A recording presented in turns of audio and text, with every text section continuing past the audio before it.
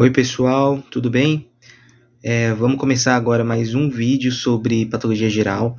Nós vamos abordar adaptações celulares e nós vamos entender por que alguém vai disso daqui para isso daqui quando começa a academia. É um assunto bem interessante. Se você já sabe, você vai aprender um pouquinho mais. Se você não sabe, você vai descobrir. Eu espero que vocês gostem. Por isso eu já peço para você se inscrever no canal, curtir, ativar o sininho para receber as próximas notificações. O objetivo desse canal é ajudar a entender um pouco mais de patologia. Então eu espero que vocês me ajudem também, dando esse feedback, comentando o vídeo, compartilhando com os amigos que estão precisando. Eu vou, para não ficarem vídeos muito longos, vou separar os vídeos por tópicos, mas nós vamos conversando durante as apresentações, tá bom? Então, bora pro vídeo.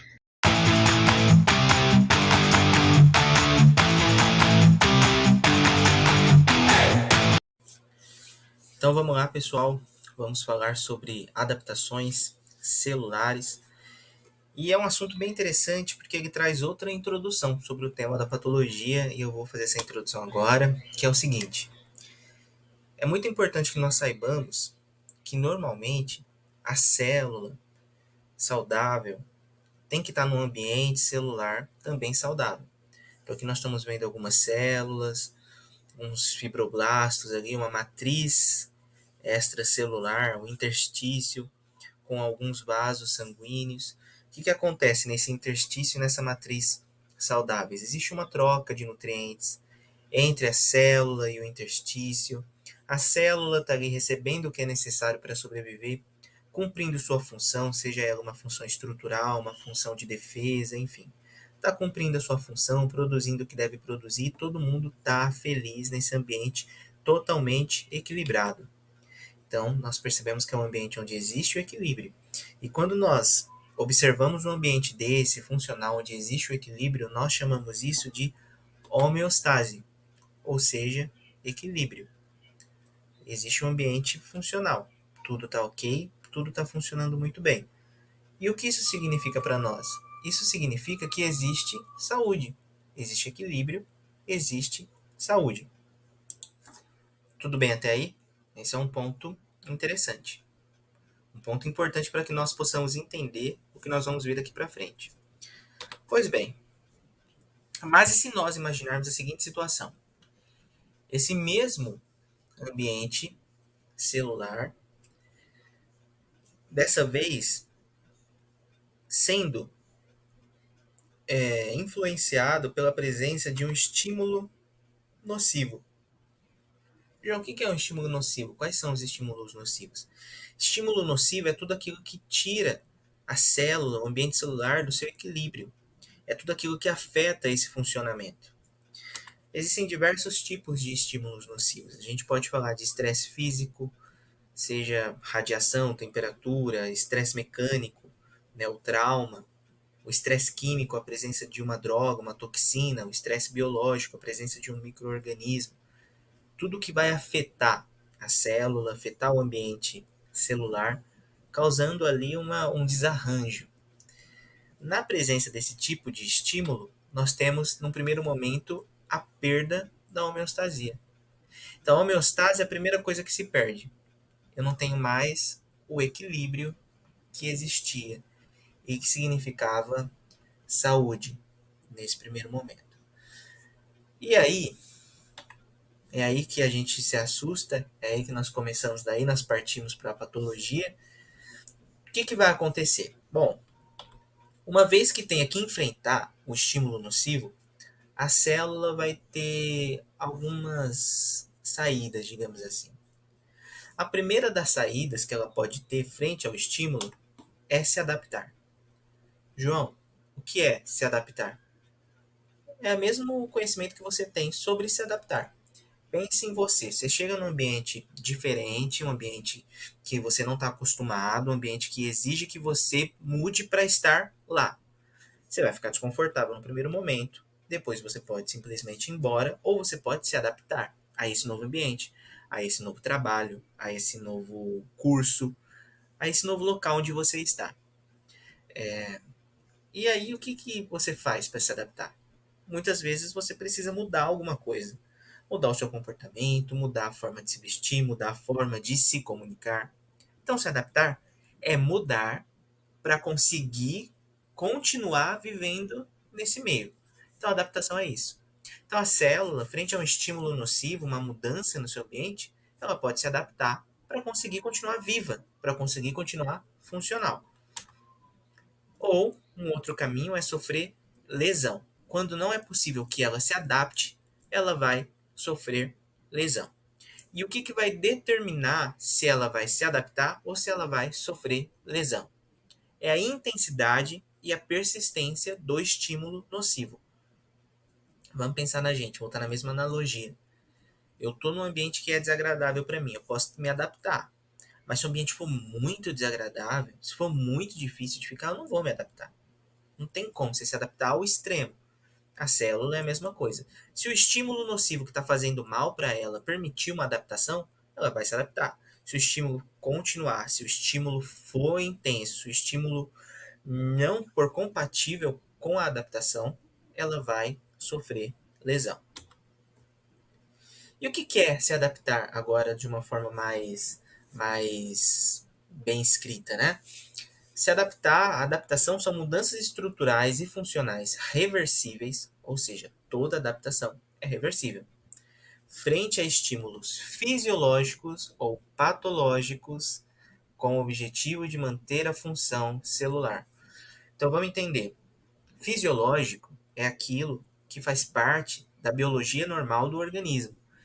Espera-se, em alguns momentos, que certos estímulos causem respostas adaptativas na célula e que isso seja normal de alguns momentos do organismo, em alguns momentos que fazem parte da biologia normal daquele organismo. Então a gente vai entender um pouquinho mais para frente, vendo cada um dos tipos de adaptação. Nós vamos entender um pouquinho mais sobre as adaptações fisiológicas, mas é um primeiro ponto. Nem toda adaptação é patológica. E o segundo tipo são as adaptações patológicas. O que são as adaptações patológicas? São mudanças na função, na morfologia da célula frente a um estímulo patológico. Então, tem um estímulo que não é natural, que não faz parte da biologia normal daquele organismo. É alguma coisa que aconteceu, que mudou o caminho natural que aquele organismo seguiria na total saúde, na total homeostase. Então é um efeito diferente, que vai mudar a rota natural das coisas. Esses são os estímulos patológicos. Então a adaptação é uma mudança celular frente a um estímulo fisiológico ou estímulo patológico. Eu tinha dito anteriormente adaptações patológicas. Não. O estímulo é fisiológico ou patológico e as adaptações são apenas adaptações. Tudo bem? Se a célula não puder se adaptar, ela vai sofrer lesão. O que é lesão?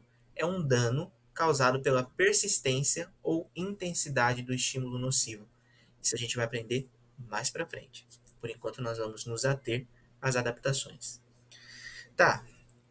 Quais são os tipos de adaptações que nós vamos estudar?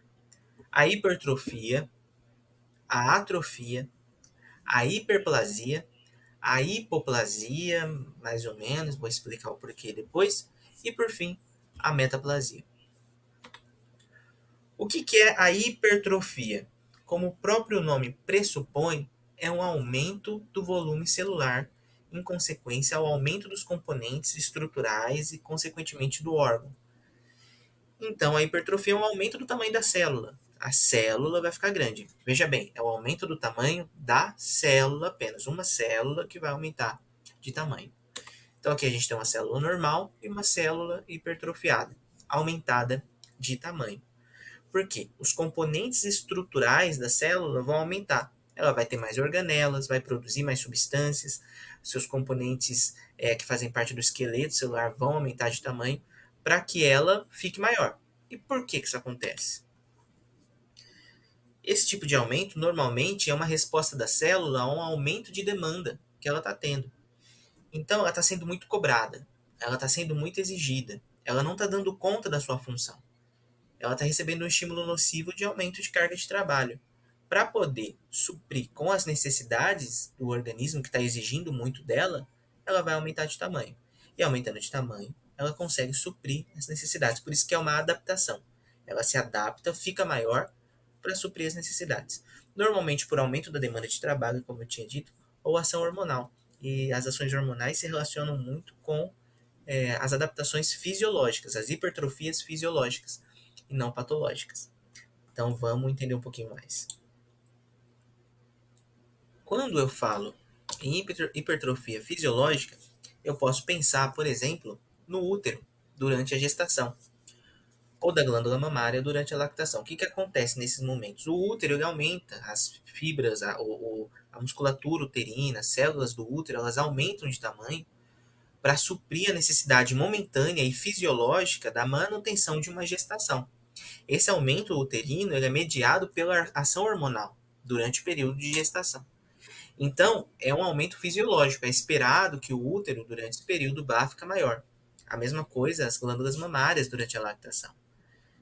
É esperado que as células do epitélio mamário aumentem de tamanho para poder suprir a necessidade da produção do leite.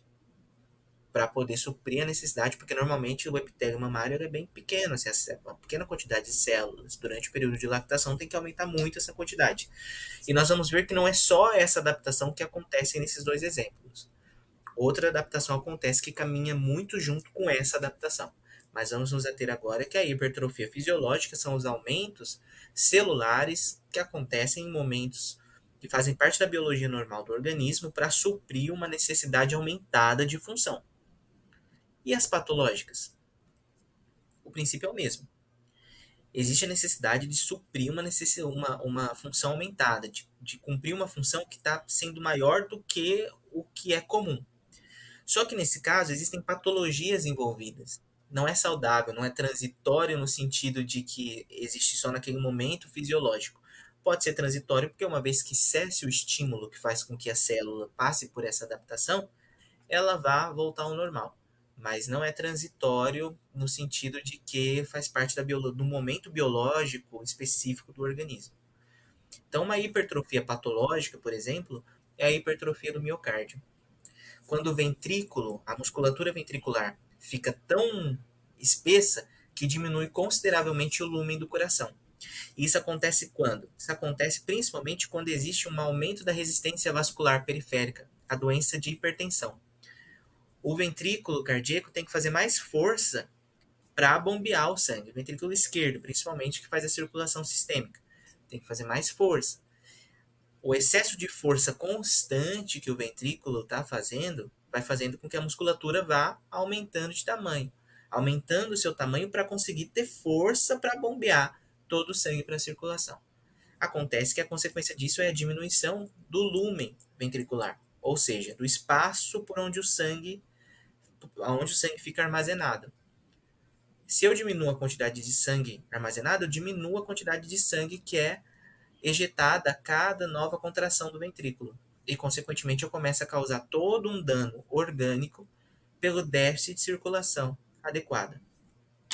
Então, aqui nós estamos vendo o principal exemplo da hipertrofia patológica, seja independente do curso, independente de tudo, vai ser o exemplo mais utilizado, que é a hipertrofia do coração, ou a cardiomiopatia hipertrófica. Então, aqui a gente consegue ver na primeira imagem, que é uma representação, essa musculatura aumentada de tamanho, e se a gente olhar, a gente consegue perceber que a luz ventricular, que é o espaço onde o sangue fica armazenado, está muito menor no segundo coração.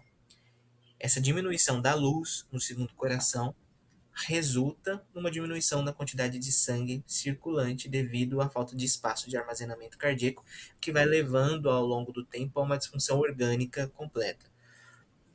A segunda foto é uma imagem de necrópsia de um corte do ventrículo, e a gente consegue perceber que o ventrículo esquerdo, que normalmente é mais muscular, esse que está mais aberto é o direito, normalmente ele é menor, e o esquerdo normalmente é bem mais musculoso. A luz ou esquerda é bem menor. Só que nesse caso existe um aumento, que a gente consegue comparar fazendo algumas medições. Existe um aumento que já ultrapassa a normalidade, o que nós chamamos de hipertrofia ventricular, ou cardiomiopatia hipertrófica. E a terceira imagem é uma imagem de histopatologia, corada no HE, onde mais à esquerda nós vemos uma imagem de fibras musculares estriadas cardíacas normais, e no lado direito nós vemos fibras musculares estriadas cardíacas aumentadas de tamanho. Isso é um corte histológico de um coração semelhante ao anterior, que tem hipertrofia do miocárdio. Tudo bem? Até aqui todo mundo está entendendo?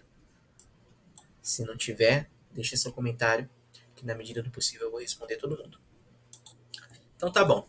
Então eu tô vendo ali que existe uma lesão no coração e eu quero trazer um bônus para vocês. Existe uma outra hipertrofia muito bem conhecida, que é a hipertrofia das células da musculatura estriada esquelética.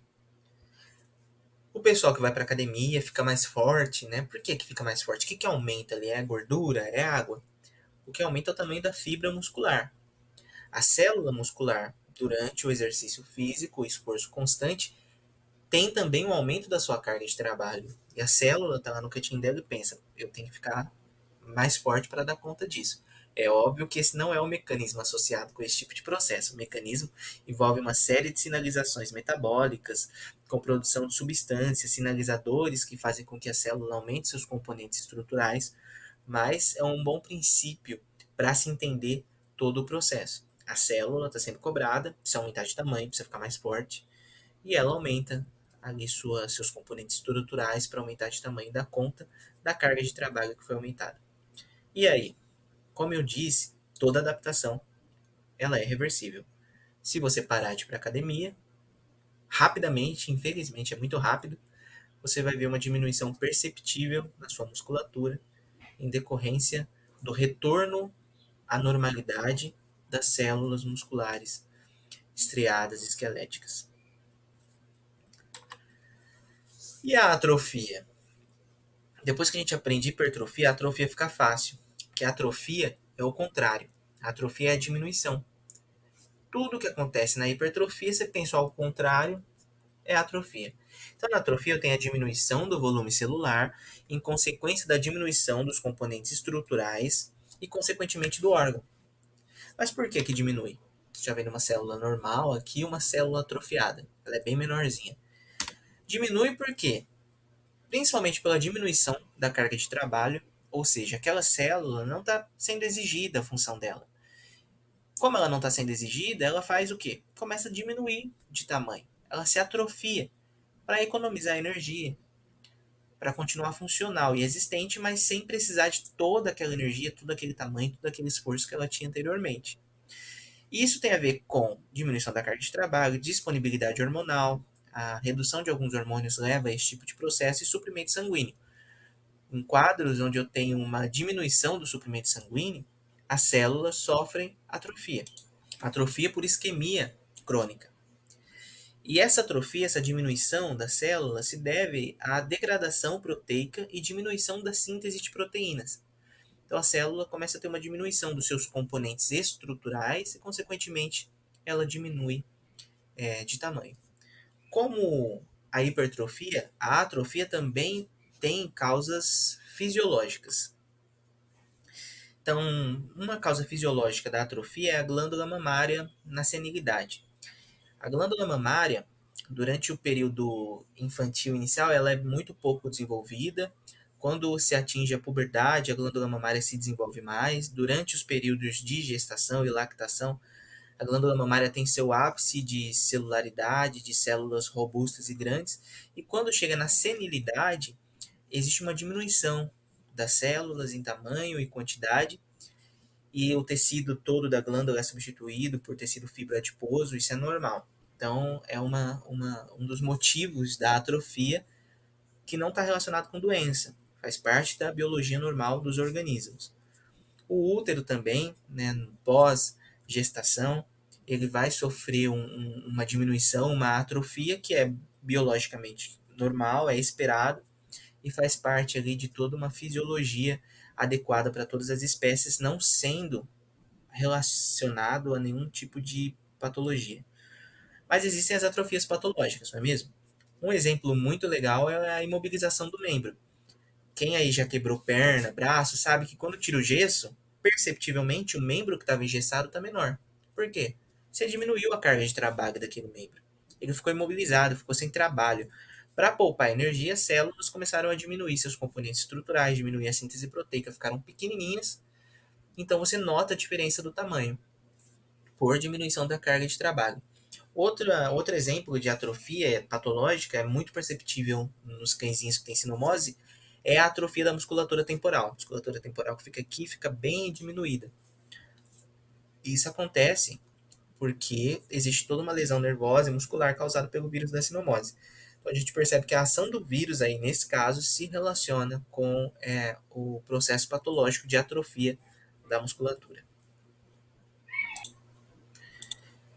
Então aqui nas imagens, nós estamos vendo o primeiro caso, é um cãozinho, e se você reparar aqui na região temporal deles, existe uma depressão, desse cãozinho existe uma depressão.